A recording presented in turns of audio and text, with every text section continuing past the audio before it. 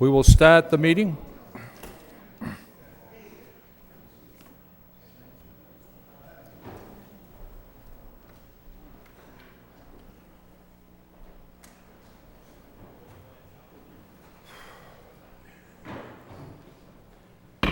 Would everyone please rise and recite with me the council prayer? Dear God, today as this session opens, we pray that your presence will be before us and everyone who serves in the decision-making process of our city. We pray for your direction, which will lead our city to be strong and unified. May we continue the legacy of our founders. May we be granted this day the wisdom to make decisions which will be for the good of our city. We also pray for your special blessing on all those who are working to transform our city and make it a better place to live and work. Amen. I pledge allegiance to the flag of the United States of America and to the republic for which it stands, one nation, under God, indivisible, with liberty and justice for all. Mr. Clerk, roll call, please. Councilor Broderick.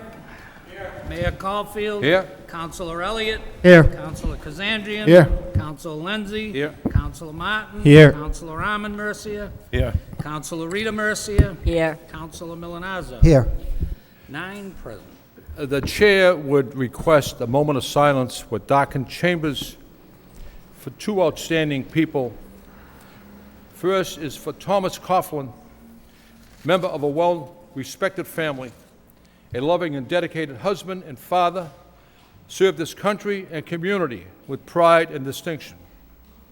And for Joan Martin, member of a well-respected family, a loving and dedicated wife, mother, and grandmother. Mrs. Martin was one of the first ladies in funeral services in the Greater Lowell area, having owned and operated the Martin Funeral Home, along with her husband, Roland, and sons, Stephen and Daniel. May we rise in darkened chambers with a moment of silence for these people.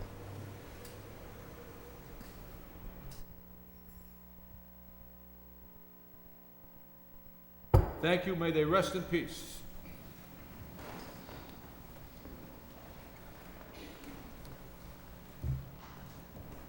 It is now with great honor that I bring to the podium the representatives of Paint for Peace, who are going to explain to the City Council a wonderful program for teenagers and young children in our city to paint doves throughout our city, and it will be a sign of peace throughout our city. And as soon as I get my paperwork, I'll introduce the gentleman. Just come to the microphone, please, and I'll find out. I'm sorry. This is a project of the Robert F. Kennedy Children's Action Corporation and Art Street Incorporated, and Mark Speller, who overwhelmed us at the Mayor's Reception Room just a few weeks ago with this wonderful program. Mark would like to address the council and the viewing audience at home. Mark. Thank you, Mayor and members of the council and the viewing audience. Again, as the Mayor said, my name is Mark Speller, and I represent the Robert F. Kennedy Children's Action Corps, a statewide program specializing in child social services and welfare. What we'd like to talk about for just a few moments, and thank you for the opportunity to be here at the podium to present this to you, is an event which should eventually become a movement, not only in the city of Lowell, but throughout the state of Massachusetts, called Paint for Peace. Paint for Peace was originally created by a local Boston artist you may be familiar with, who has painted murals across the city of Boston for several decades. His name is Sidewalk Sam. One of his pet projects was getting youth to go out and advocate and become ambassadors for peace by using public art and social justice. One of the representations of that public art was a peace dove painted on a sidewalk, in a schoolyard, in a public pool, at a local elementary school, anywhere that it was visible to those who may have a question about whether or not their city or their neighborhood believed in peace and nonviolence. After meeting with Sidewalk Sam several months ago, we thought that this would be an ideal opportunity for the city of Lowell to be one of the first cities outside of the Boston area to initiate this. And our mayor has very much so embraced this project, and we thank him for giving us the opportunity to do so. The project began on August 7th, and Robert F. Kennedy Children's Action Corps kids came out and painted a few peace doves out across the city, and we're going to continue to do so. This is going to go through the month of August with other community and youth organizations painting these peace doves across the city of Lowell, and we hope to carry it through the month of August when school is in and more students, not only from the art programs, but from other programs within the school system, get involved in this. We have a plan for August 30th to launch this Paints for Peace project for the continuing year at the JFK Plaza with a number of youth and community and local youth organizations to join us in painting a 100-foot by 100-foot peace dove in the JFK Plaza. It will, based on the number of people that attend, it could take just about an hour and a half to create this peace dove, but the time it takes to create this dove will be a legacy for the city of Lowell, and it will become a part of your local history, just simply by the fact that we had youth take the time on a Saturday to come out and help us build this, not only this painting, but this ideal. When we finish on the 30th, we're hoping that the school district picks up on this, and we do have contact with them, and involves their school through building projects during the school year and continuing to paint these peace doves throughout the city. When this is complete and we have an opportunity to assess our success, we'd like to launch it again next year from the city of Lowell, inviting and encouraging the entire Commonwealth to take part in this for 2009. And Mark, I just want to, at the meeting we had, you indicated that these doves would last a solid year. Yes. And instead of some youngsters painting graffiti, they could paint some peace throughout our city. And I think it's a wonderful program, and it's working in Cambridge and Boston, and I hope that the council embraces this wonderful concept. We encourage you to talk to your constituents in your neighborhoods. Any questions from the council on this? Thank you very much, Mark. Thank you very much. Thank you. Thank you.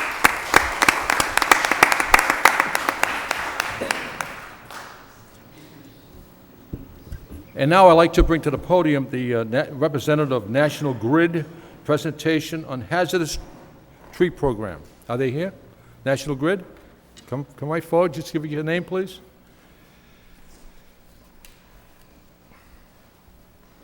Hi, my name is Joan Callahan. I'm the program coordinator for the Hazard Tree Mitigation Program for hazard trees that we would like to remove from circuits that are poor performing due to tree-caused outages. And we did this program last year in the city of Lowell on the Boulevard Circuit. I don't know if anybody remembers, but today we're looking at 2 more circuits that we'd like to do in the city of Lowell. And I have some maps and the circuit names, if I could pass these out. Sure. So at least we'll know what circuits we're looking at and the particular streets. Can I start with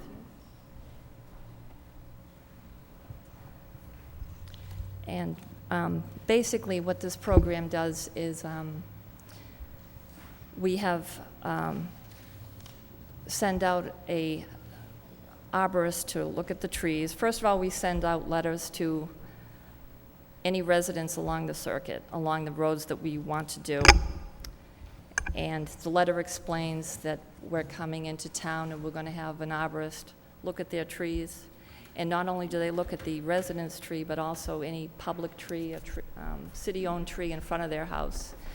And if the tree is in a hazardous condition, like it's dying or in decline, has a split or a crack in it where it's not going to survive, then the arborist deems the tree is a hazard and would like to take it down. We'll notify the resident and ask them to sign a permission. And the arborist goes along the whole circuit, and it's at no charge to the customers. But what we're trying to do is prevent serious tree-caused damage, losing your electricity if a tree comes down. And also, some trees that are in decline, will be repeat offenders if limbs keep falling on the lines, see, we keep losing electricity. So this whole program is just to improve your electricity. Okay. And the circuits that we want to do are about 2.5 miles from the North Chelmsford Circuit, which is actually, starts out in Chelmsford, and it goes along Middlesex Street into to Stevens Street, and then from Middlesex to Route 3A. And the other circuit that we're looking at is 16L3. And the reason why on the maps that I gave you, some of them are highlighted in yellow and some in pink. And the portion that's highlighted in yellow is just, that just means that the main line comes out of the substation. And if a tree fell on, say, a tree landed on Middlesex Street right after comes out of the substation, 2,300 plus customers would lose electricity. And when it changes to the pink, there's a recloser. That just means that the electricity works as a circuit breaker. So there's less customers to lose electricity after a recloser. But that's our goal. And once the arborists identify the trees, they leave a door hanger on a person's door with their a permission slip to sign, and also a site map that explains where the tree is. And they'll put a red ribbon on the tree if they want to remove it, a small blue ribbon if they want to trim it. And then we meet with the tree warden or the public DPW director to let them know what city trees we've identified, and then let them review it. And then we come back, and all of our tree crews are specialized just in tree removal. And they work for the utility, so they're used to working around electric lines. So this is a fair warning to all the residents that you'll be going in their neighborhood and identifying trees, and to be information left at their door. Right. Indicating, then that's good Right. public relations. And usually we send out the letter 2 weeks before we come into town, just so everybody's aware of it. And sometimes, that'll give people a chance to call our 800 number, which is right on the letter. If they see a hazard tree, they can, if they're afraid that the arborist might miss it. But it's all no charge. Okay. And we do cleanup. They chip all the branches. It's up to the resident if they would like to keep the wood. And when they do clean up, everything is cleaned up. But if they want the wood left, it's not manageable lengths. It's 6 to 8 foot lengths, log lengths. It's not firewood ready. But otherwise, the log loader follows the bucket trucks that will be cutting down the trees and cleans up on the way. We take care of all the police details, schedule them to work with the tree crews. Thank you very much. Are there any questions from the council pertaining to this issue? Thank you very much, and we appreciate National Grid coming forward with this program. Thank you. Thank you. I have a proclamation to present to Dorcas Grigg-Sato from National Health Center Week, but I need a suspension of the rules. It was neglected to put on the agenda. Suspension of the rules by Council Milonaus, second by Council Rita Mercier. All in favor signify by saying aye. Any opposed? Suspensions are in order. And Dorcas, if you please come to the podium. Manager Lynch and I attended a wonderful luncheon today at the Senior Center, and I personally want to thank Lynn Brown-Zunas for being a great host. They put on a wonderful, wonderful meal. The Secretary of Health and Human Resources was present, and it was a wonderful occasion where 8 people were recognized for being heroes, people who have reached out and helped people. There were many definitions of a hero, but these people are definitely heroes. And Dorcas, this is a proclamation. Whereas from August 10th through the 16th, our nation will celebrate the 2008 National Health Center Week. This year's theme is America's Health Centers, home of the America's Healthcare Heroes, recognizing the vital role that local community health centers play in serving the health care needs of our underserved uninsured, and low-income neighbors. And each year, National Health Center Week provides us with the opportunity to highlight the outstanding impact of the Lowell Community Health Center, which now serves as the family doctor for 1 in 4 Lowell residents, and which has been recognized as a national model for providing cultural competent care. And in addition to the talented and committed healthcare heroes who serve patients at the health center each day, we also applaud their community's partners who are the recipients of this year's Healthcare Heroes Awards, including Steve Jeffrey of Long-Term Solutions Pharmacy, Pastor Camille Mumbai of Kenya Community Church, Janet Basorian of Lowell Transitional Living Center, Debbie Chassé of House of Hope, Sarah Neschek of Neighborhood Health Plan, Sarah Coombe and Rena Thum of the Lowell Police Department, Irene Egan of the VNA of Greater Lowell, and Chris Scott of the Lowell Sun. We salute the outstanding dedication and commitment of Lowell Community Health Center, 290 employees, and we wish them continued success in their tireless efforts to help Lowell residents get healthy and stay healthy. Now, therefore, I, Edward C. Caulfield, Mayor of the City of Lowell, Massachusetts, do hereby proclaim this week of August 10th through the 16th, 2008, as National Health Center Week, America's Health Centers, home of America's health care heroes, and urge all citizens to recognize the important contributions of the Lowell Community Health Center given this 12th day of August in the year 2008 by Mayor Caulfield. And Dorcas, you are definitely one of those heroes.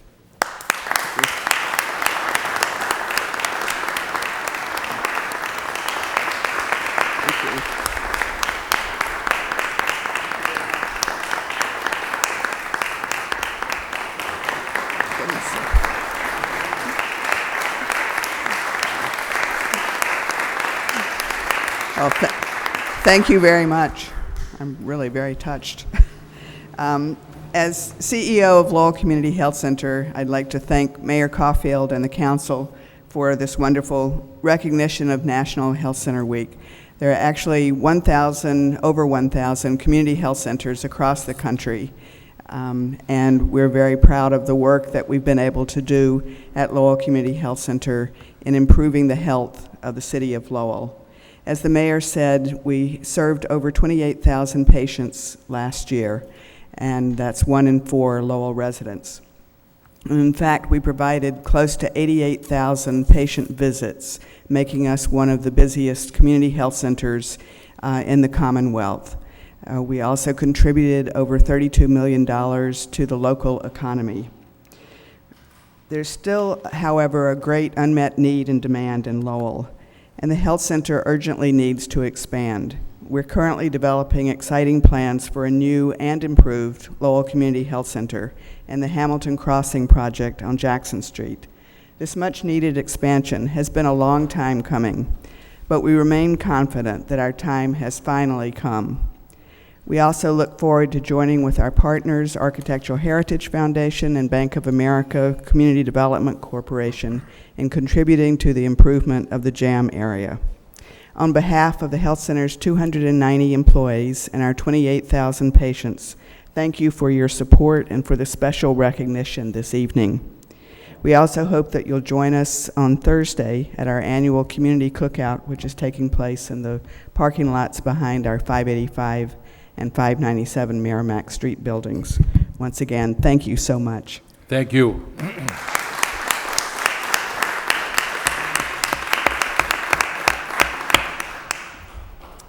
I now entertain a motion to accept the minutes of the last meeting by Council Broderick, seconded by Council Elliott. All in favor of accepting the minutes indicate by saying aye. Any approve? Placed on file. Unfinished business. First reading by title, to vacate, discontinue, and abandon certain public interests, rights, and easements in West Jackson Street, King Street, and portion of Jackson Street in the city of Lowell. What's the wish of the council? Move approval by Councilor Elliott, seconded by Councilor Broderick. Any discussion, any debate? Councilor Milanowski. Thank you, Mr. Mayor. Through you to the city manager regarding the EPA grant funds. It indicates in your transmittal letter that the initial cleanup will be using the EPA grant funds. Do we have an idea of what the cost will be at this particular point in time for that? Defer to Assistant City Manager Bakey for, I believe he has those Thank numbers. Yes, good evening, councilors. This is for this order to vacate and abandon streets is part of the what will facilitate the development of the new Lowell trial court, which will be located in the Hamilton Canal District portion of the JAM area.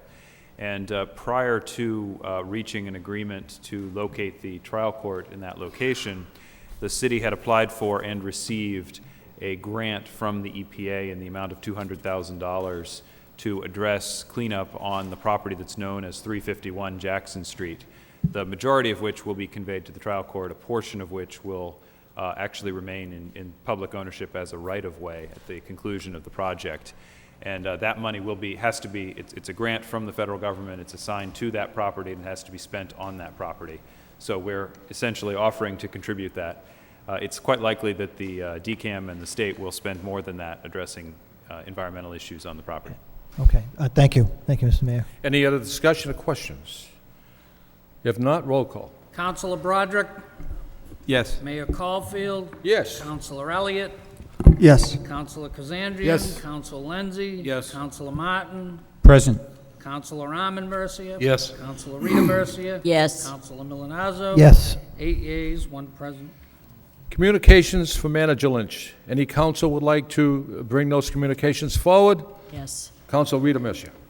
Thank you, Mr. Mayor. Yeah, on January 15th, I addressed requested the manager to address the lighting conditions at Colley Stadium, and at that time, he looked at the capital improvement list, and it was on there 5 years down the road, but the manager, in his wisdom, brought it forward and sent Bobby Sheehan, our city electrician, up there to take a look and see what was going on. And really, it wasn't so much about the lights alone, but the poles were rotted. They were there for like centuries, it seemed like. And I just wanted to say that the project is completed, and it's approximately $50,000 under budget. For those listening, under budget. I'm so pleased about hearing those words. And the system has a 25-year warranty. And you probably saved some lives. If any of those poles ever snapped off during a game or whatever and killed people, I mean, gee whiz. But the new system is more energy efficient, and it'll reduce operating costs. And I would also like to say that we got this memo, and I'd personally like to compliment and commend Bobby Sheehan, our city electrician, and the entire DPW electrical division for their many hours of dedication on this project, as well as the extra effort that Bobby Sheehan put in to assume the role of a project manager, a responsibility that saved taxpayers' funds and brought this up to the standard that it should be, along with the state-of-the-art facility we have there. So thank you, Mr. Manager, for doing that. Mission completed, and I'm very pleased. Thank you. Thank you. And Council, I would like to echo your thoughts. Bobby Sheehan and the entire Lowell Electrical Department did an outstanding job, more or less overseeing that whole project, and they did save the city quite a bit of money, and an excellent job that they did, too. Yes, they did. Thank you. Any other Council Broderick? Yes, thank you, Mayor. Another congratulations. I think we should thank the Solicitor's Office. We got some more good news on the LaChulis litigation. It's ongoing, obviously, but another win in terms of they're trying to tie up the property with Liz Pendens, and apparently we were able to, the solicitor was able to get it bounced out once again. So thank you, and keep up the good work.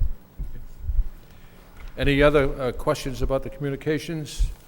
If not, move to accept the communications placed by file by Councilor Kazanjian, seconded by Councilor Lindsay. All in favor, signify by saying aye. The communications have been accepted and placed on file.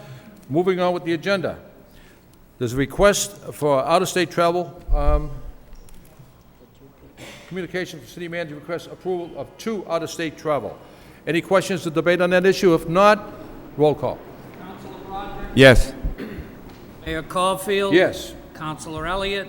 Yes. Councilor Kazandrian. Yes. Councilor Lenzi. Yes. Councilor Martin. Yes. Councilor Arman Mercia. Yes. Councilor Rita Mercia. Yes. Councilor Milonazo. Yes.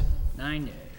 Moving on with the agenda regarding Conservation Commission reappointment of Christopher Zachara, Dear Mayor Caulfield, members of the City Council, pursuant to the authority vested in me as City Manager under Massachusetts General Laws, Chapter 40, Section 8C, it is with pleasure that I am reappointing F. Christopher Zachariah, 28 Bradford Avenue, Lowell, Mass., to the Conservation Commission for a new 3-year term expiring May 31st, 2011, or such time thereafter until a successor is appointed and qualified, since under the above referenced statute, confirmation by the City Council is not required for this reappointment. This letter is notification of such an appointment.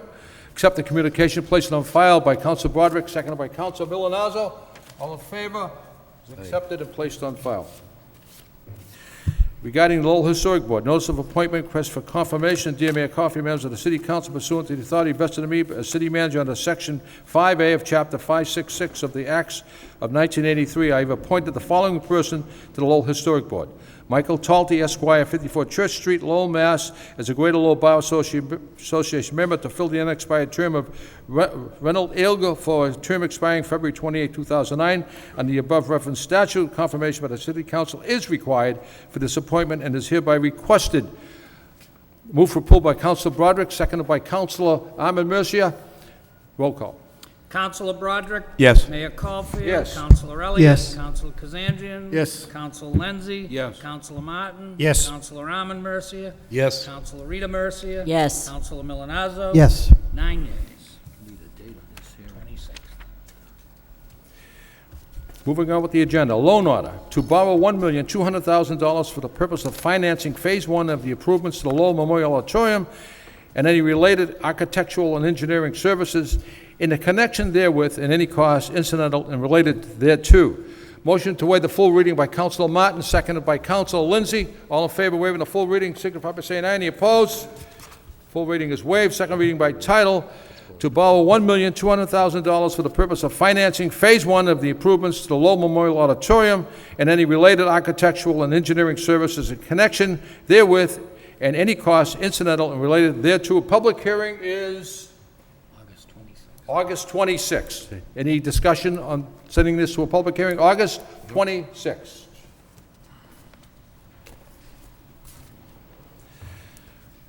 Authorizing the installation of a curb cut over 32 feet at the C&W Maury School pursuant to Article 1, Section 17-17 and 9 of the Code of the City of Lowell. Motion to waive the full reading by Councilor Kazanjian, second by Councilor Elliott. Second reading by title.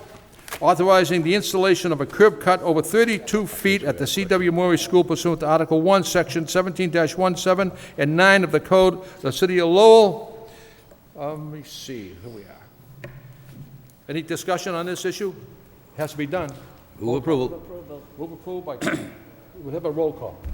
Councilor Broderick? Yes. Mayor Caulfield? Yes. Councilor Elliott? Yes. Councilor Kazanjian? Yes. Councilor Lenzi? Yes. Councilor Martin? Yes. Councilor Armin Mercia? Yes. Councilor Rita Mercia? Yes. Councilor Milonazo? Yes. 9 yeas.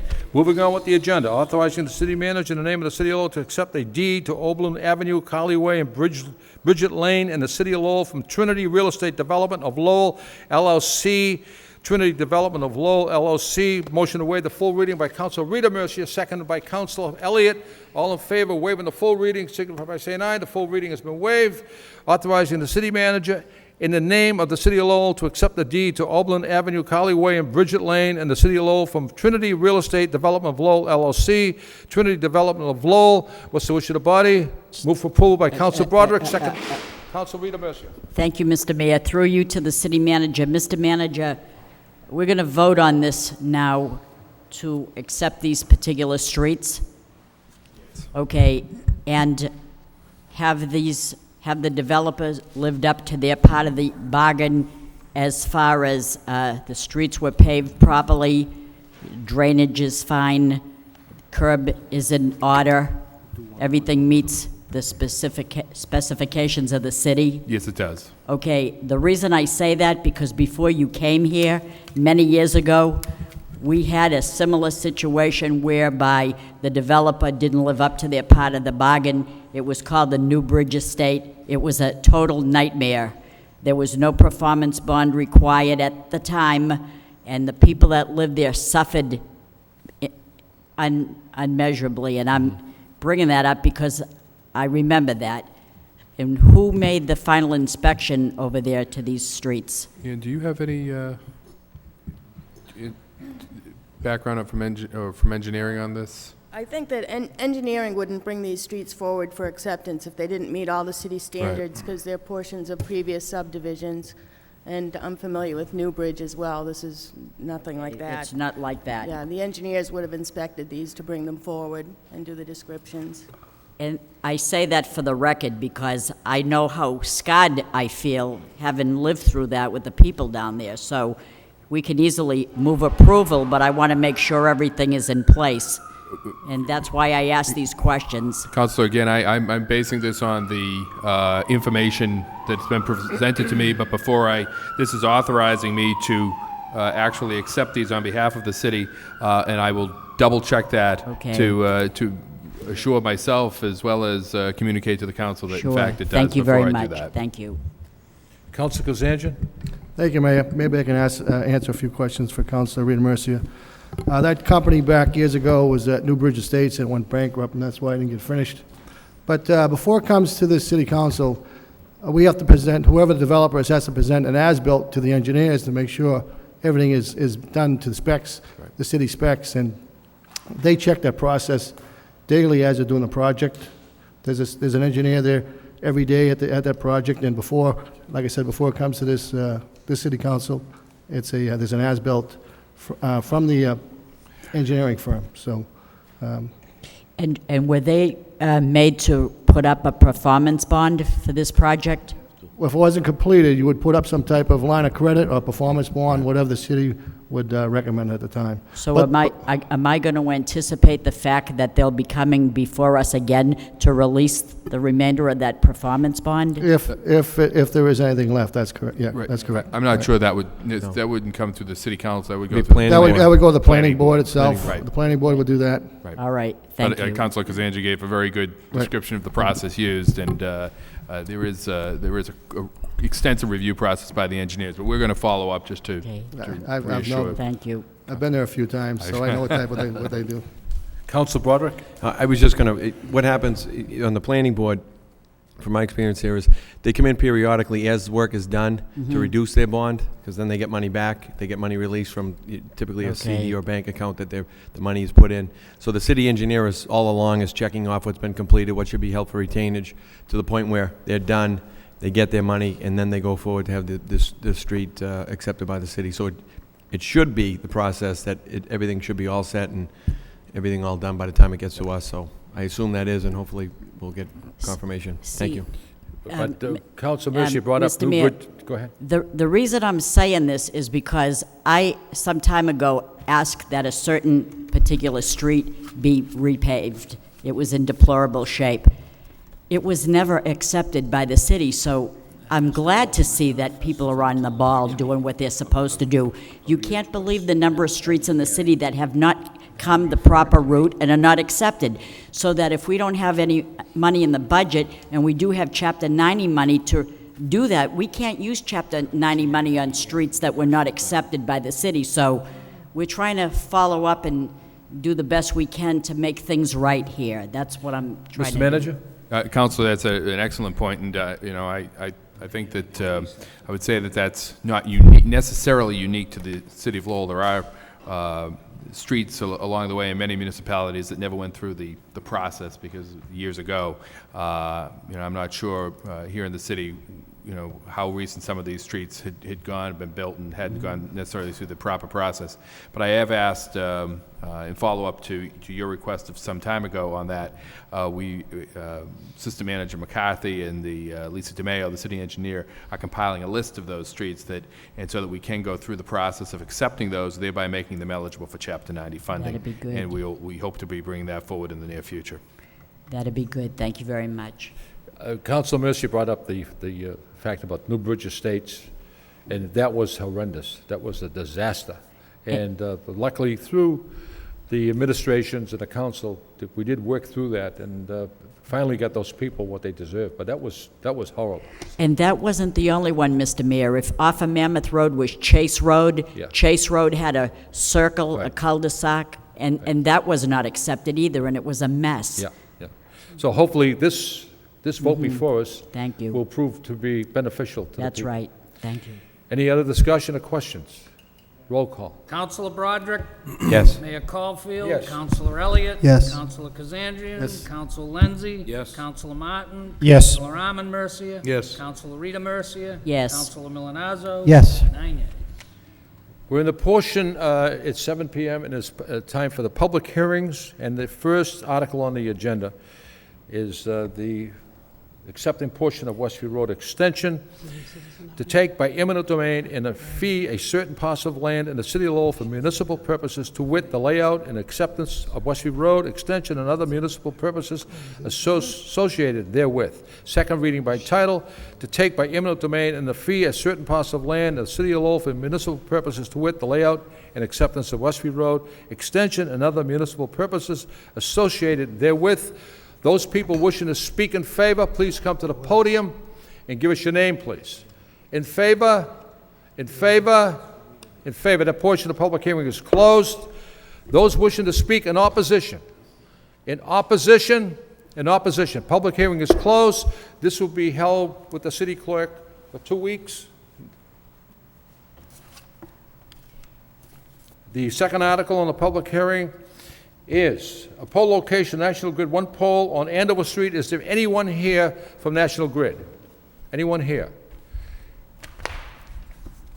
One pole location on Andover Street. Those wishing to speak in favor? In favor? In favor? The portion of the hearing is closed. Those wishing to speak in opposition? Opposition? Opposition? Public hearing is closed. We'll hold this in recess until the next council meeting for National Grid to address this. Right, Mr. Clerk? Moving on with the agenda. Authorizing the establishment under Massachusetts General Laws, Chapter 44, Section 53E and a half of a revolving fund in the City Auditor's Office using funds provided by the United States Environmental Protection Agency for loans for environmental remediation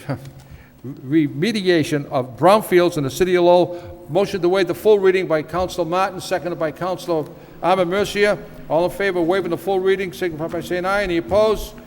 Second reading by title, authorizing the establishment under Massachusetts General Laws, Chapter 44, Section 53 and a half of a revolving fund in the City Auditor's Office using funds provided by the United States Environmental Protection Agency for loans for environmental remediation of brownfields in the City of Lowell. What's the wish of the body? Move approval. Moved by Councilor Broderick, seconded by Councilor Martin. Roll call. Counselor Broderick. Yes. Mayor Caulfield. Yes. Counselor Elliott. Present. Counselor Kazandrian. Yes. Counselor Lenzi. Yes. Counselor Martin. Yes. Counselor Arman Mercia. Yes. Counselor Rita Mercia. Yes. Counselor Milonazo. Yes. 8 yeas, 1 present. Moving on with the agenda, authorizing the establishment under Massachusetts General Laws, Chapter 44, Section 53E and a half of a revolving fund in the City Auditor's Office using funds provided by the United States Environmental Protection Agency for loans for environmental remediation. Is that the same one? Sorry about that. Moving on with the agenda. Authorizing the city manager into a purchase and sale agreement with Gary T. Blaisdell, trustee of Blaisdell Realty Trust, to purchase property at 137 Woolley Street, Lowell, within the Acre Urban Revitalization and Development Plan area, and to consummate the purchase of said properties. Motion to waive the full reading by Councilor Kazanjian, seconded by... Mr. Mayor, I'm a abutter to this piece of property, so I won't be able to vote on this. Okay. Okay. Motion to waive the full reading by Councilor Broderick, seconded by Councilor Elliott. All in favor of waiving the full reading, signify by saying aye. Any opposed? The full reading is waived. Authorizing the city manager enter into a purchase and sale agreement with Gary T. Blaisdell, trustee of Blaisdell Realty Trust, to purchase property at 137 Woolley Street, Lowell, within the Acre Urban Revitalization and Development Plan area, and to consummate the purchase of said properties. What's the wish of the body? I have a question. Yep, so do I. Councilor Arman Mercia. I don't know if I missed it, but there's been an appraisal done on this property, and what was the appraisal amount? I didn't see that listed anyplace. Ms. Barton, if you could. Counselor, we have to have 2 appraisals done on the property, and our most recent updated appraisals both came in at $250,000. We're allowed by law to have some negotiation, and by DHCD within a certain percentage, and we came to an agreement at $275,000. So we're paying $25,000 more than the appraisal. Is that what you're telling me? Yes, and that is not uncommon in many of No, these acquisitions. In the agreement, it does specify here that if the offer is accepted and the property is conveyed to the city shall assume all costs of cleaning any hazardous waste on this property, would the fund that we just approved at the last motion, could that be used to do that? Yes, it could, and that's been standard practice with the acre acquisitions as well. We've used our brownfields showcase status assessment funds and cleanup extensively in that area, so yes, that would be an eligible Did property. the appraisal indicate any type of hazardous waste on that property? Mr. Blaisdell actually some time ago shared his Phase 1 assessment. We don't anticipate any kind of extensive contamination, maybe some slight cleanup due to the automotive uses over the years, but nothing extensive. Thank you. Council Rita Mercia? Thank you, Mr. Mayor. On the previous brownfield cleanup revolving loan fund, if this council didn't accept it, it says they would have lost the $460,000. We certainly didn't want to do that.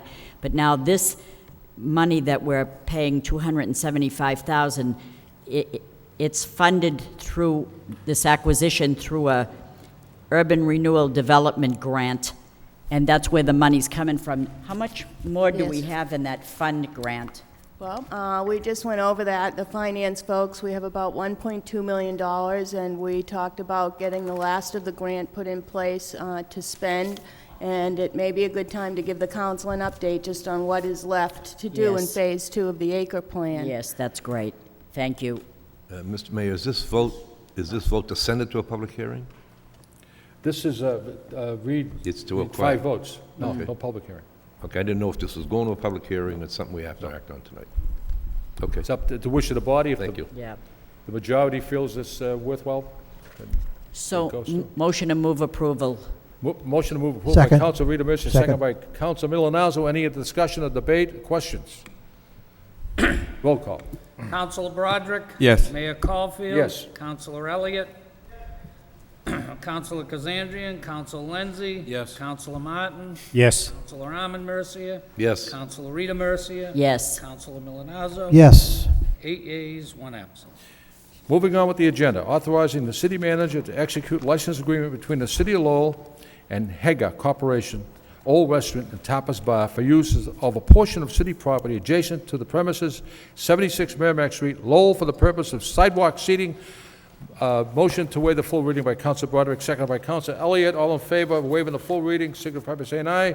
The full reading has been waived. Second reading by title, authorizing the city manager to execute license agreement between the City of Lowell and Hega Corporation Restaurant and Tapas Bar for use of a portion of city property adjacent to the premises at 76 Merrimack Street, Lowell, for the purpose of sidewalk seating. Any questions or debates? Move for... I don't have a question, but at the same time, we got a memo on our desk about this particular restaurant. They're having their opening on Thursday, August 14th at 7 o'clock, if anybody's interested. Thought I'd just throw that little note in So there. we'll have some seating by then? Sidewalk seating, if we have 5 If votes. it doesn't rain. Roll call. Councilor Broderick? Yes. Mayor Caulfield? Yes. Councilor Elliott? Yes. Councilor Kazandrian? Yes. Councilor Lenzi? Yes. Councilor Martin? Yes. Councilor Arman Mercia? Yes. Councilor Rita Mercia? Yes. Councilor Milonazo? Yes. 9 yeas. There'll be sidewalk seating. Vote, authorizing the city manager to execute a drain line easement from Brassy Development Corporation, owners of property at 117 Modular Street in the City of Lowell. Motion to waive the full reading by Council Milonazo, seconded by Council Arman Mercia. All in favor of waiving the full reading, signify by saying aye. Opposed, the full reading's been waived. Authorizing the city manager to execute a drain line easement from Brassy Development Corporation, owners of property at 117 Modular Street in the City of Lowell. Any questions, debate on this particular issue? If not, Move approval. move approval by Councilor Milonazo, seconded by Councilor Martin. Roll call. Councilor Broderick? Yes. Mayor Caulfield? Yes. Councilor Elliott? Yes. Councilor Kazandrian? Present. Councilor Lenzi? Yes. Councilor Martin? Yes. Councilor Arman Mercia? Yes. Councilor Rita Mercia? Yes. Councilor Milonazo? Yes. 8 yeas, 1 present. Moving on with the agenda, authorizing the city manager on behalf of the City of Lowell to notify the owners of certain property that a public hearing will be held pursuant to Massachusetts General Laws, Chapter 139. Everyone has this in their agenda. Motion to waive the full reading by Councilor Kazandrian, seconded by Councilor Lindsay. Any opposed? The full reading's been waived. Authorizing the city manager on behalf of the City of Lowell to notify the owners of a certain property, that a public hearing will be held pursuant to Massachusetts General Laws, Chapter 139. Public hearing will be held September 9th. Is there anyone in opposition of sending this to a public hearing? It's on its, Council Martin. Just vote present. Okay. Council Martin is voting present. The council approves to send this to a public hearing September 9th with Council Martin abstaining. Reports, subcommittee reports. Councilor Rita Mercer. Thank you very much, Mr. Mayor. A Parks and Recreation Subcommittee meeting was held on Tuesday, July 29th, to take up the motion by Councilor Rodney Elliott as to the permitting of the fields, the policy that is in place, how are we following the parks ordinance, etc.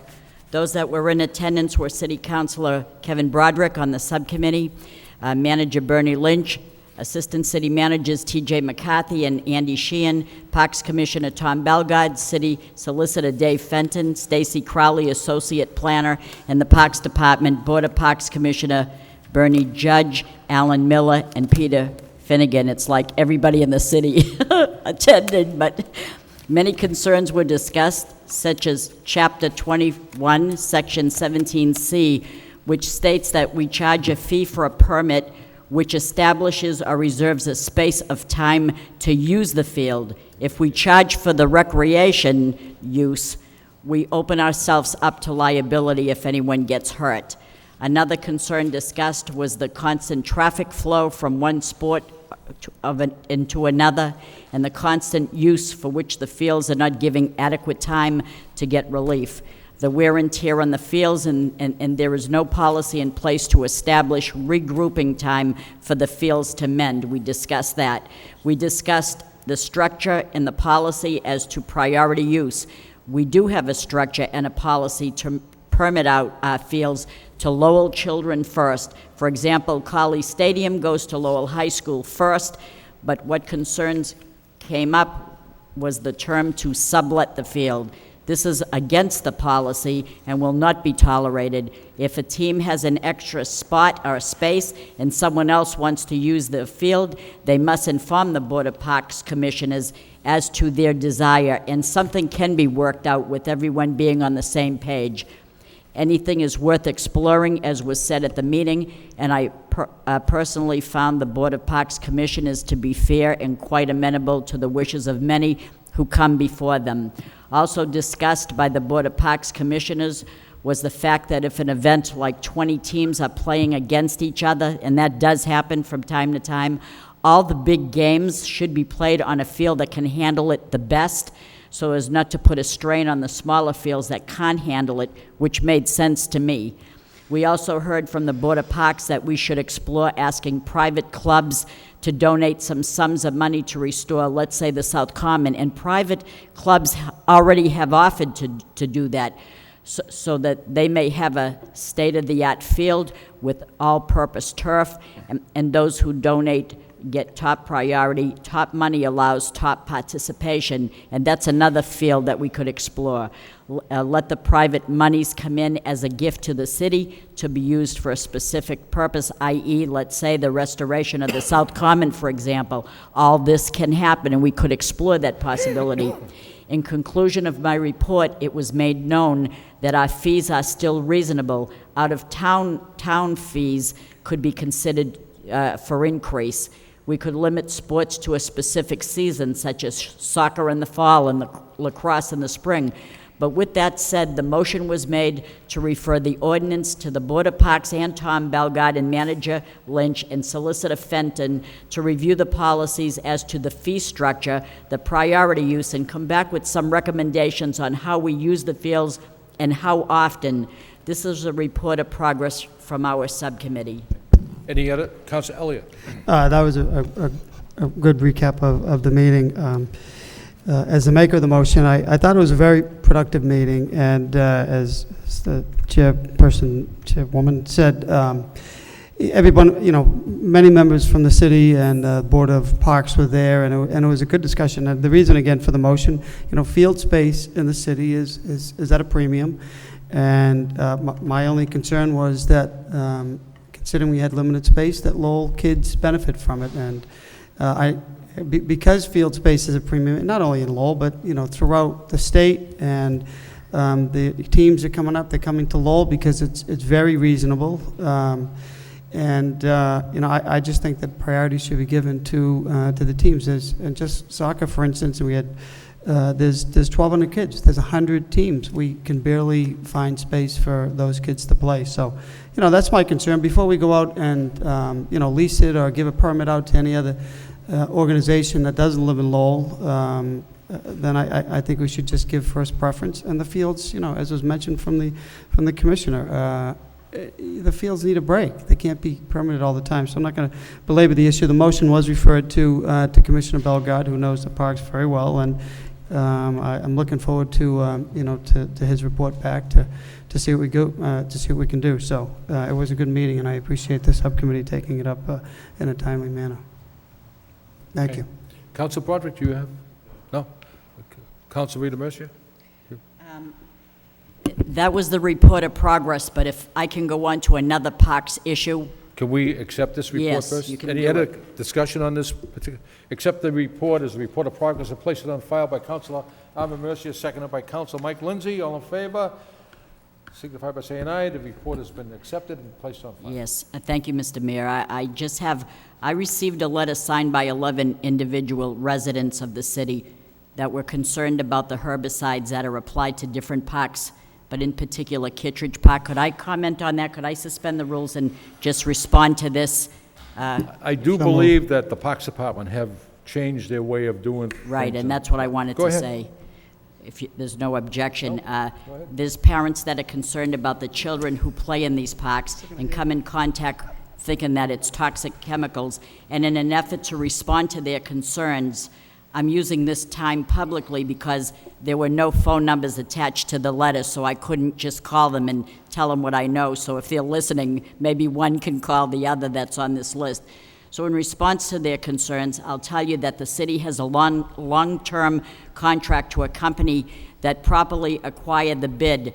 However, this contract is contingent upon financial appropriation, and it can be terminated if the monies cannot be available, but in an effort to satisfy all parties and implement the campaign to go green and still achieve its goal, they'll start a pilot program, perhaps in the spring, that's organic, that will offer natural fertilization as a way to maintain the lawns in the city parks, thus offering the best safety for our children. So they are addressing this concern for these 11 parents.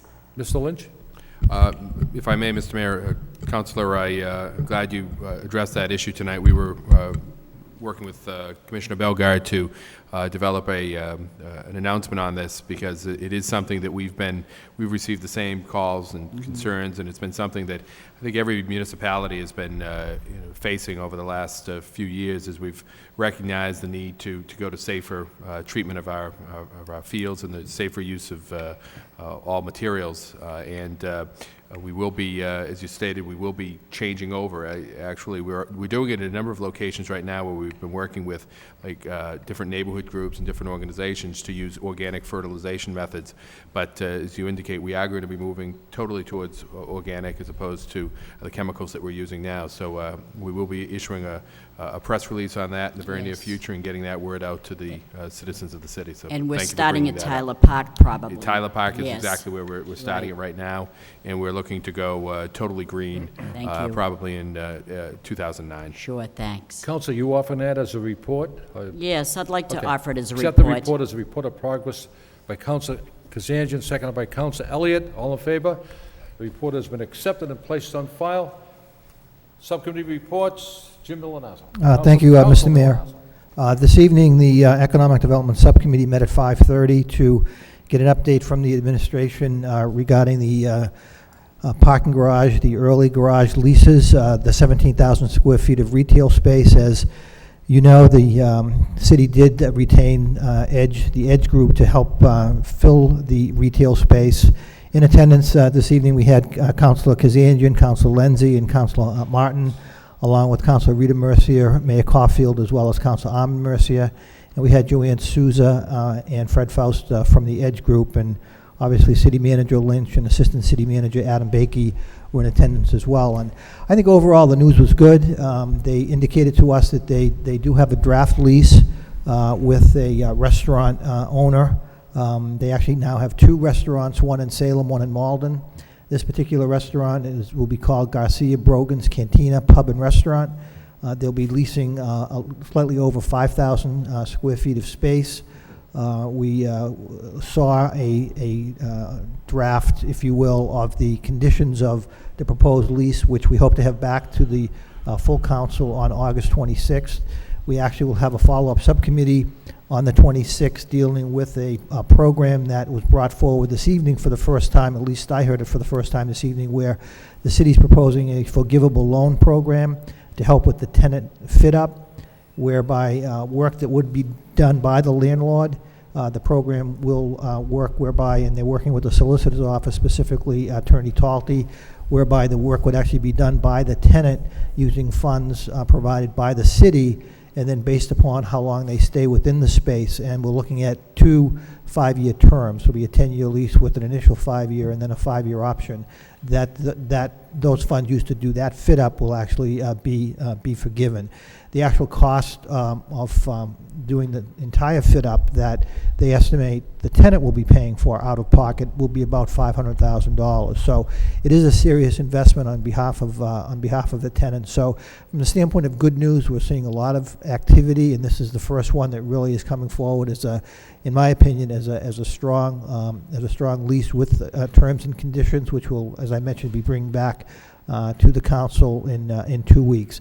They also have another restaurant that they're working with as well, and they did provide us some information relative to that. It's a Brazilian restaurant, which may also have a gift store associated with that, and they're also working with a couple of other tenants. So it looks as if the activity, due to really the announcement of the trial court, as well as all of the good work that Trinity Financial and the administration and this council, quite frankly, has been paying attention to up in that neighborhood, we're now starting to see some fruits of our labor, if you will. So as a report of progress, the subcommittee did vote to accept, not accept, but vote as a report of progress the information we received this evening, waiting for more information relative to the forgivable loan program, as well as a little more information on Garcia Brogan Cantina and who the principals actually are, and there are 3 people involved. So I offer that as a report of progress. Any discussion on the report from Council Milonazo?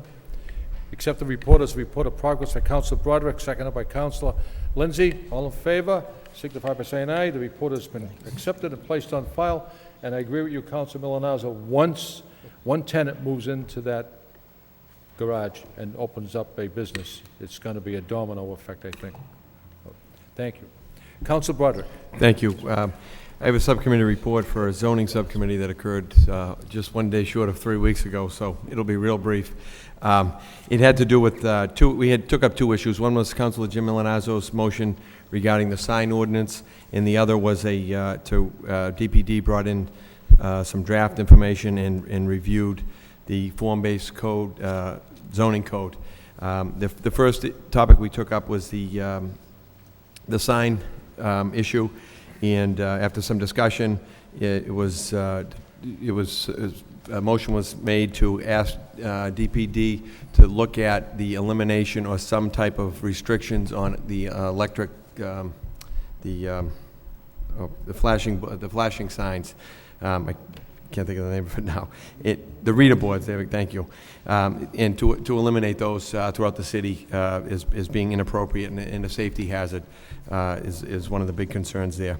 The second topic that took up the majority of the time was the form-based code, otherwise known as, we're using it for the building regulation in the Hamilton Canal. And we received, and hopefully the council got it in their packet or had it on their desk, 4 or 5 packages of information. The guide, the first packet we took up was the guide to form-based code, which basically explained to us how to read it. And we took an example of a particular parcel. As we all know, that the Hamilton Canal project is broken down into parcels and is going to be individually zoned based upon form, use, and the like. And we're basically taking through the whole code with one parcel. I'm not going to try and do that for you tonight. The other parts, the other pieces in the packet were basically the zoning and subdivision standards, the building form standards, and the street standards and regulatory plans. In essence, what the form-based zoning tries to accomplish is to be able to regulate the building, but also effectively streamline and create a somewhat predictable planning process for the developer and going down the road, but also for the city knowing what's going to be put up there. So going in, everybody knows what it's going to be, what it should be. It suggests the creation of a subcommittee, if you will, that would consist of the building commissioner. At this point, George Proakis in the Planning and Development and James Erickson over in Planning Development is the people that review projects to see if they would be considered a by right project, or if they would be, and if it meets the standards. If not, it would have to go through the process. Discussion was made in terms of would there be variances, and the state law dictates that we cannot eliminate variances, but what we can do is set up as best to the best of our ability and planning, with planning and development's help, the standards that we want. And we should have a subdivision standard draft document shortly. I think they gave us some, but they're working on more information for it. And what would happen, the process, we will reconvene hopefully soon. I think they're talking sometime in September of maybe having something more formal put together, or more final put together. So we were talking in terms of trying to reconvene again in a few weeks prior to that to get another update, because if you look through it, it's just a tremendous amount of information to absorb, period, never mind in limited amount of time frame. So the plan is that when this is completed, it would come up with subdivision standards that would have to be final approval at the planning board, and obviously come through the city council as well. And that is a limited touch on the voluminous information that we're given. Basically, they ran through the guide and told us how to look, where to look, and how to read it, which it's pretty substantial. So look forward to the next report. That's a report of progress. Thank you, Councilor. That was not a limited report. It was a good report, I think. I'd hate to see an unlimited one. Right. Any other questions or discussion on that limited report? Move approval. All in favor of accepting the report as a report of progress and placing it on file by Councilor Armitage, seconded by Councilor Martin? All in favor signify by saying aye. Any other subcommittee reports? Wonderful. Moving on with the agenda. Petitions. Attorney Brenda Maley, representing Lowell Central Electric, requests purchase lots of 542-1 and 550-1, referred to the Manager Law Department by Councilor Martin, seconded by Councilor Lindsay. All in favor signify by saying aye. Petition, Attorney James W. Flood Jr. for Kaufman Realty of Brockton, Mass. Requests the city declare 1769 Middlesex Street surplus and request proposals for its purpose. That's going to be referred to the Manager in the Law Department. Councilor Broderick. No? All in favor signify by saying aye. I am going to vote no. I just want that to be known. Any other questions? 8 yeas, 1 nay.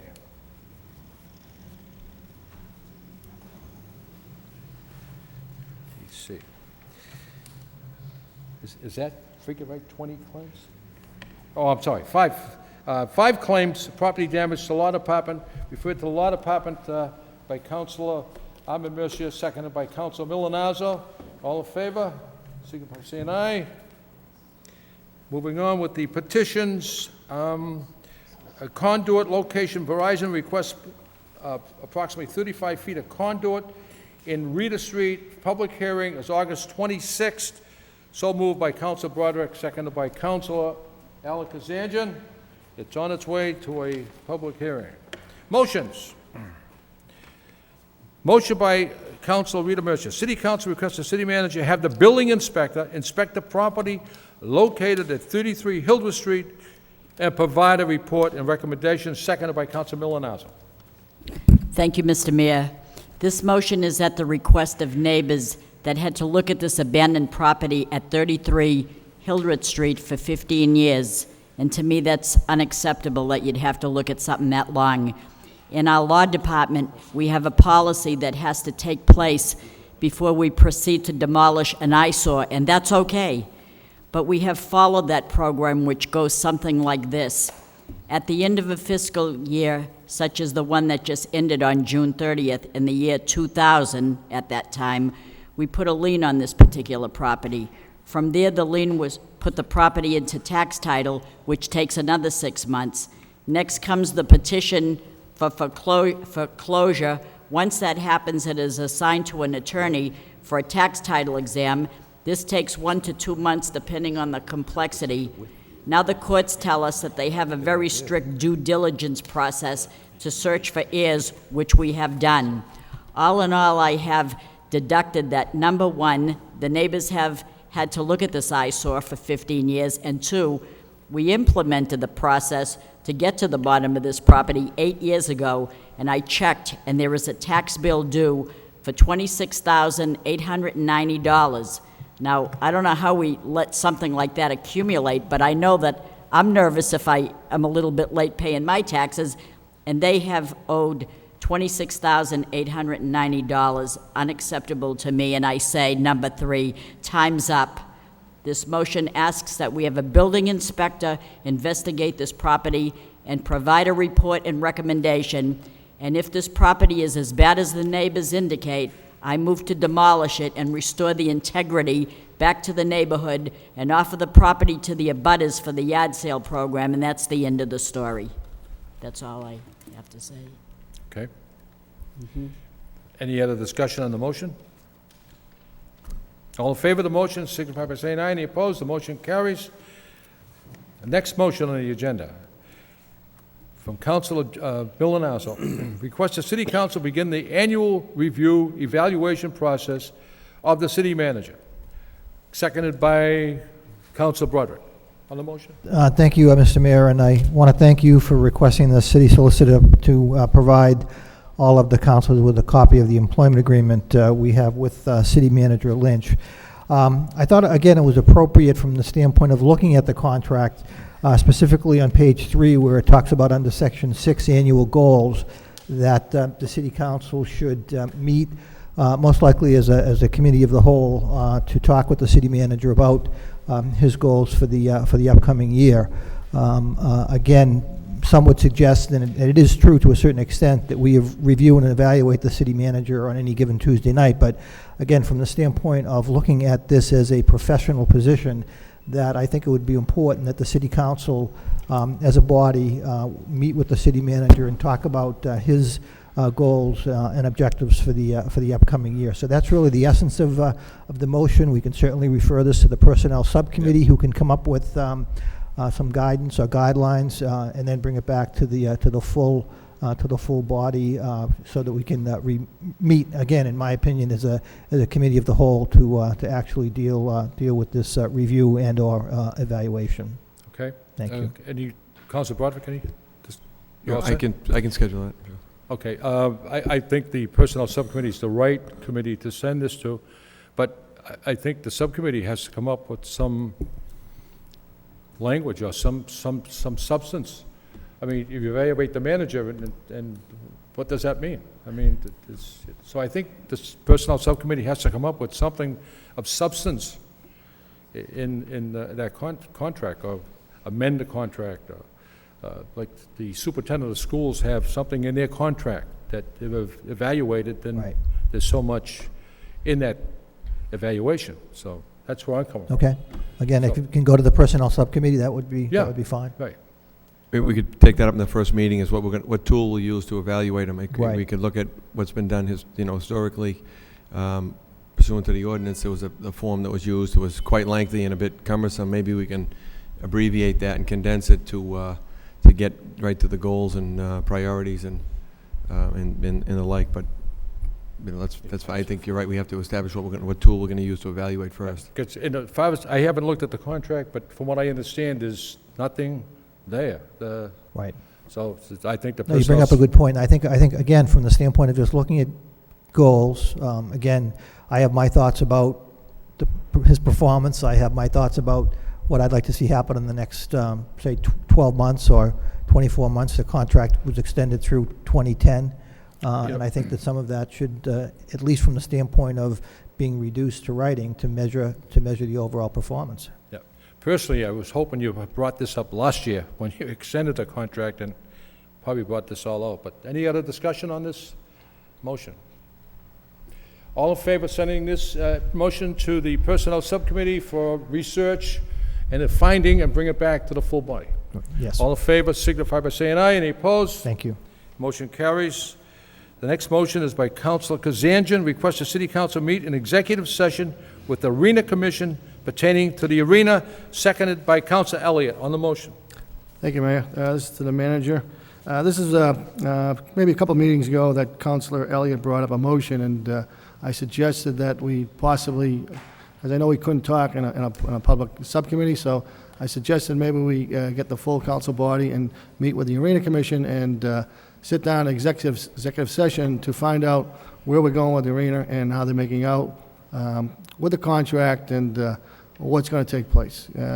Because as we know, it's costing the city an awful lot of money, well over $1 million to maintain this arena, and find out if this new contract, if it's in place, is going to resolve that deficit and go from there. And if it isn't going to resolve the deficit, then, I would like to look at maybe a different avenue and doing something with the arena so it doesn't cost the taxpayers $1.5 million a year just to run the arena. So that's the motion, and try to get to the executive session. Like I said, they've been dealing with it right along. We can probably pick their brain and get a lot of information from them and see where we're going to go.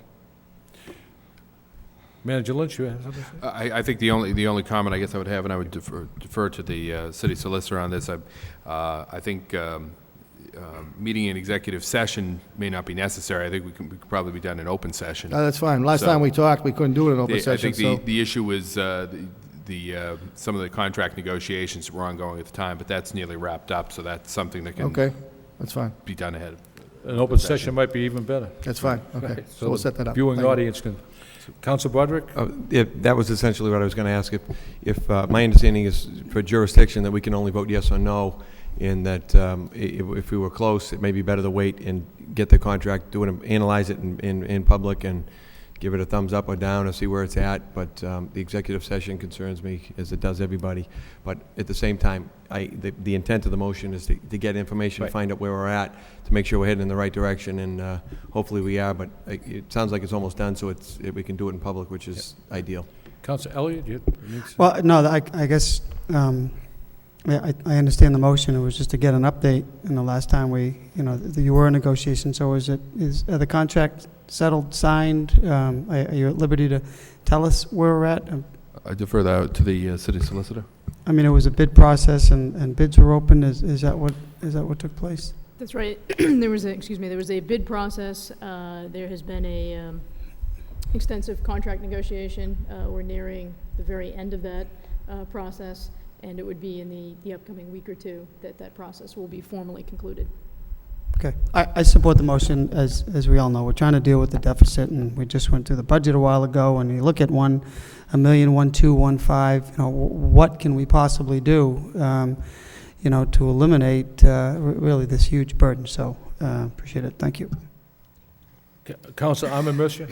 I just have a question. Have we had any further discussion with the Chancellor about the arena and his plans for the future? And can we find some way to bring this into the conversation too when we meet with I don't know logistically how you're going to meet with the Arena Commission. Right. You're going to meet with a representative of the Arena Commission or every one of them?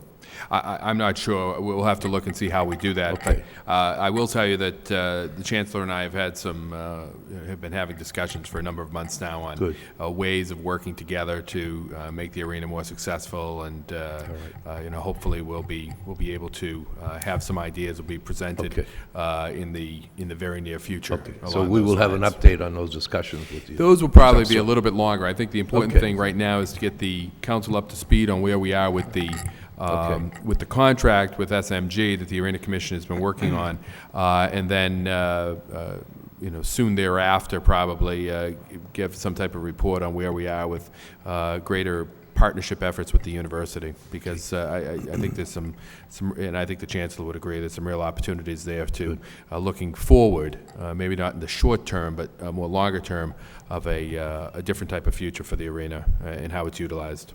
That's good news. Thank you. Because if I may, I concur with, certainly with Councilor Kazanjian and Councilor Elliott, and I know the entire City Council agrees with this, that the city simply can't continue to absorb $1 million to $1.5 million deficit each year between the operational costs and the capital, the debt service associated with the project. And I think that it's been about 10 years now that we've, actually more than that, the arena's been in place, and where it's a challenge, certainly, and we need to find a way to address that problem so that we can move on from here. Just through the mayor, if there is an agreement reached, how long is that agreement going to be with SMG? For 2 years. A 2-year agreement. Right. It's a 2-year deal. Does that coincide with the Devils? Coincides with the remaining Devils, 2 years? coincides with the university, so that we can start afresh if that's what we so choose 2 years from now. And pretty much that was certainly the intent when we did that. Thank you. Councilor Kazanjian? Thank you, Mayor. I would like to change that motion to have it in a public hearing instead of executive session, if it's... Amend the motion to have it... Yeah, I'd like to have the representative from the Arena Commission and also the Devils and SMG, if it's possible. All in favor of the motion as amended by, move approved by Councilor Broderick. All in favor of the amended motion, signify by saying aye. The motion has been amended. Councilor Kazanjian. Any other discussion on that arena issue? The last motion of the evening is for me, no one has any opposition for me presenting this. Mayor Coffey requests the City Council formally acknowledge and thank the many volunteers and all those who work tirelessly relative to the Lowell Folk Festival.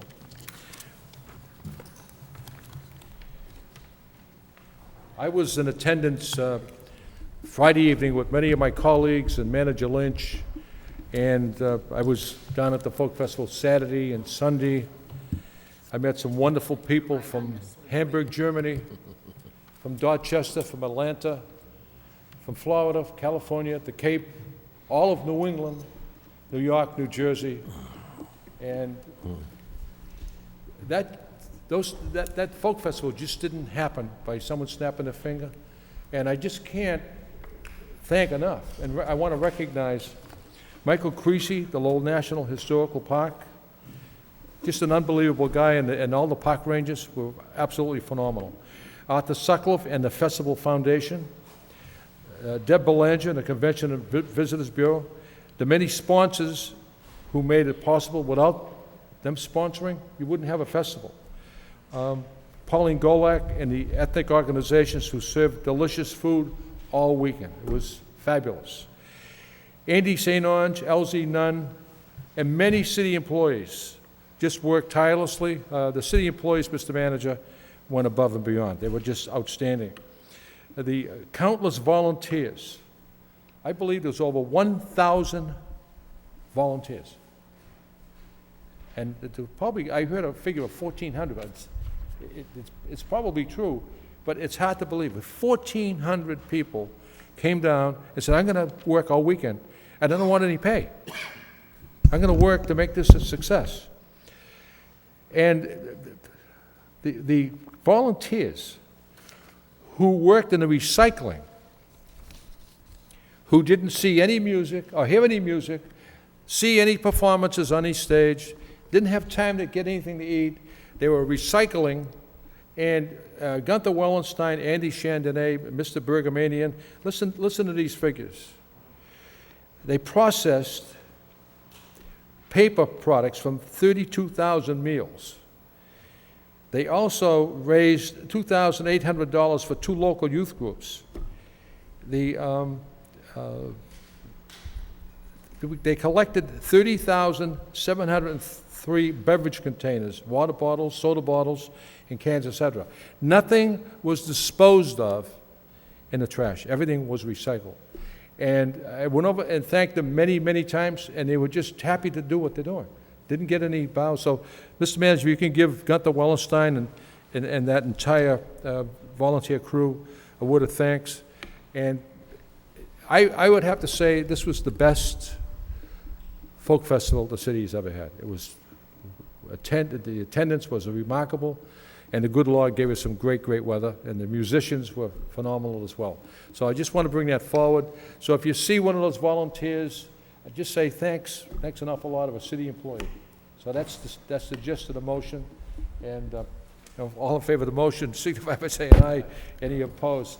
But I just had to bring that forward because the anticipation of how many people, Mr. Manager, visited our city over that weekend? Excuse me, the attendance? Yeah. We estimate the attendance at about 200,000 people that came throughout the entire 3-day period. That's the numbers that I'm receiving from the Folk Festival organizers. And the festival extended to Dutton Street, all downtown.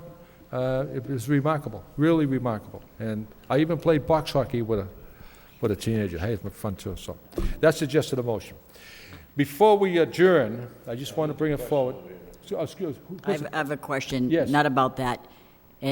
And I'd like to, I don't know if I should suspend the rules, and I'm not asking for an answer right now, but I'm concerned to know if we're retooling the software, the way that we purchase things, like purchase orders. Are we having trouble paying people because of a purchasing system being retooled? That's a question that I'm not asking you off the cuff. If you could give us a report as to what's going on, or if anything's going on. To my knowledge, and perhaps, yeah, you can use mine. The answer is yes and no. Yes, we are retooling the way we purchase things. No, it doesn't have anything to do with the software. And there has been a delay, but it has nothing to do with those changes.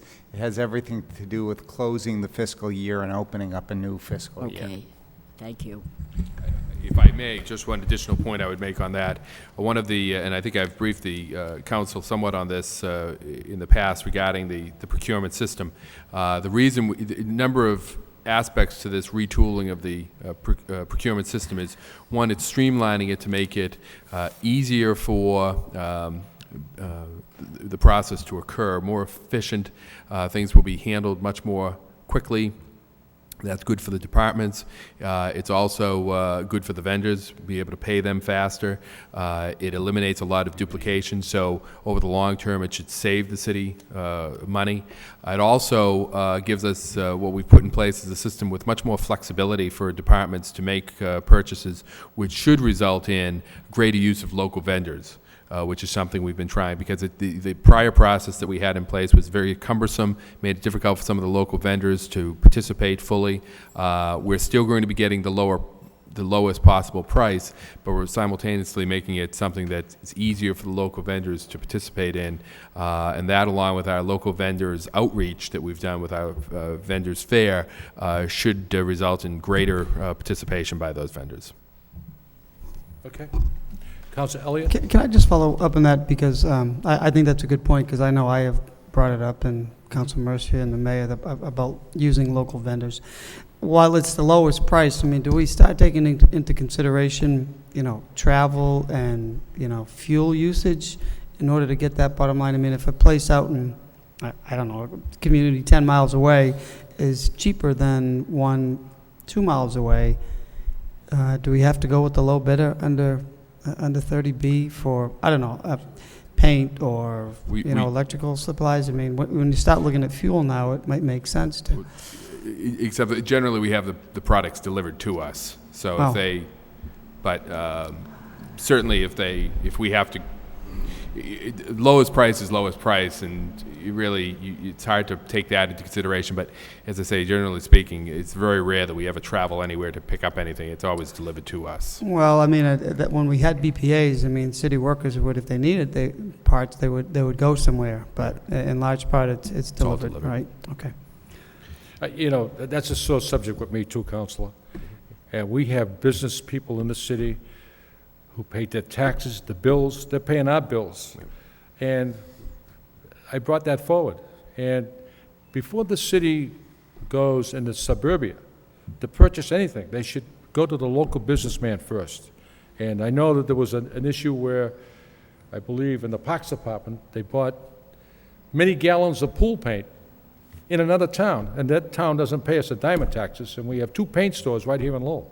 So, Mr. Manager, I think if you could look into that closely and see if we can support the local businesses. Well, again, Councilors, I think the point I was trying to make in addressing Councilor Rita Mercier's comment is that that's something we're trying to do, is go more towards local vendors, and this becomes more possible with a streamlined procurement process. Right. Obviously, we have to get the lowest possible price that's good for all of the taxpayers of the city. But this new system allows us greater flexibility to make that possible. You know, when we discussed this paint for peace throughout the city, one of the local paint stores is going to step to the plate and contribute. And that's what it's all about. And when we look to raise money for different nonprofit organizations or for fundraisers, who do we go to? The businessmen in the city and the women in the city. So, Councilor Broderick. Thank you.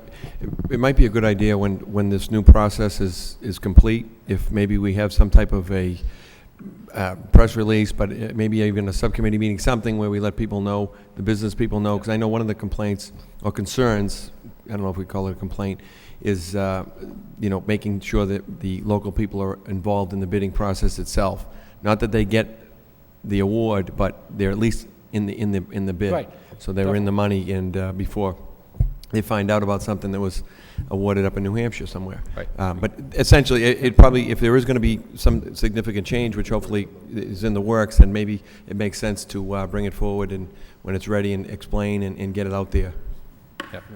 Manager Lynch? Again, Councilor, I agree completely, and that was the whole purpose of the vendors fair. And I remember Councilor Mercier, Rita Mercier, brought this up last year and gave us a little plug to get vendors there. And we had, I believe, almost 50 vendors, local vendors that participated in that. And I know it's a priority of the City Council, and I can assure you it's a priority of the administration to, when at all possible, to buy local. Okay. Any other discussion on that issue?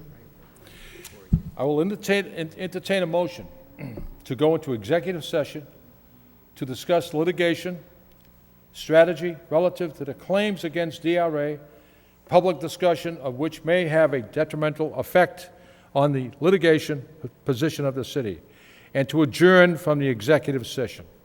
So moved by Councilor Rita Mercier, seconded by Councilor Lindsay. Roll call. Councilor Broderick. Yes. Mayor Caulfield. Yes. Councilor Elliott.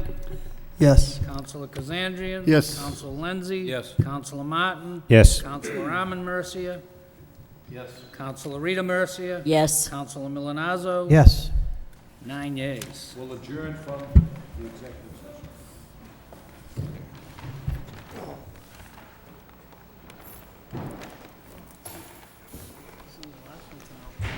Yeah, I didn't know anything about that. Did we vote on that parcel, man?